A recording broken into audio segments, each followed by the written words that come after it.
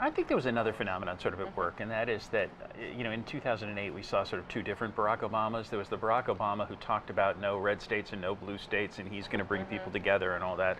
There was also the Barack Obama who praised Ronald Reagan for being a consequential president and criticized Hillary Clinton for being a triangulator, and he's going to move the chains, he's going to move public opinion on things.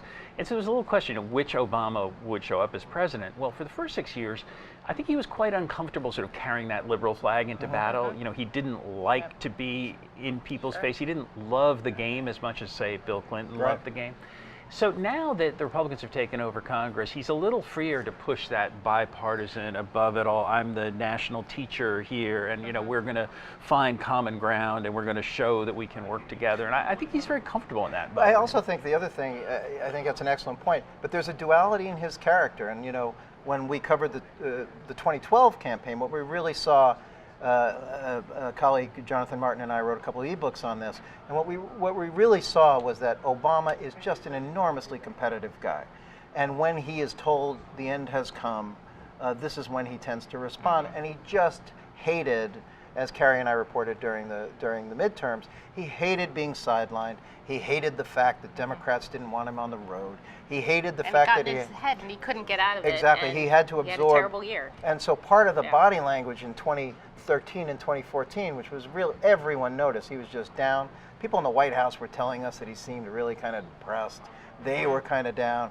It was just clear that he also just kind of felt trapped in an election that he couldn't fight in. He also has sort of slipped the noose in one other way, and that a year ago, in the aftermath of the healthcare.gov kind of meltdown, you had several other scandals like the IRS scandal and other things that kind of raised questions about the whole competence of the administration and people talking about the wheels coming off and things like that.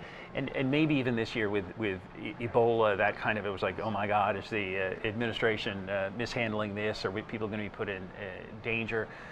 And the answer turned out to be no. And Obama has kind of changed the narrative a little bit, and that failure narrative isn't there quite in the same way. I would do one caution on this, is that I remember last year at this time he kind of had a decent month leading into the State of the Union.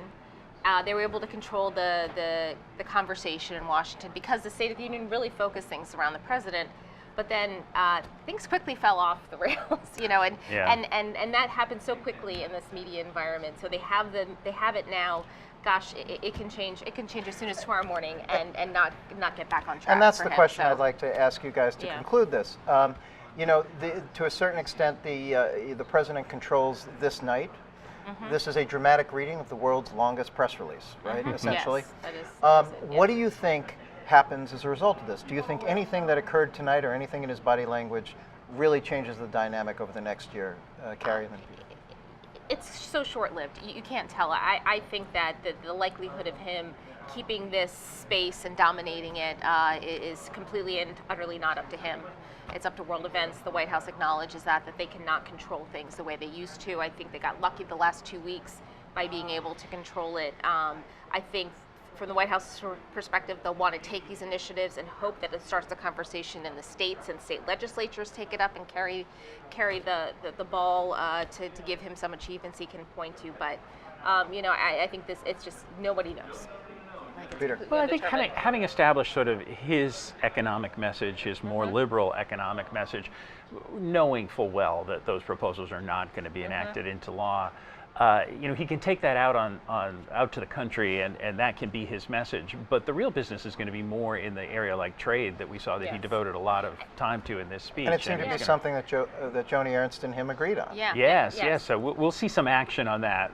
It'll be a tough fight, actually, but it'll be him and the Republican leadership against the extremes of both parties. And I think the fact that he did mention both trade deals, getting in the weeds, it did matter, I think, to the process, because people were looking to see if he would embrace it. The fact that he did could give it the sort of push it needs, possibly. And that's something Carrie Budoff Brown will be covering in her new gig in Brussels. Absolutely. Trade's a big deal. Peter, Carrie, thank you so much for joining us. And thank all of you out there for joining us.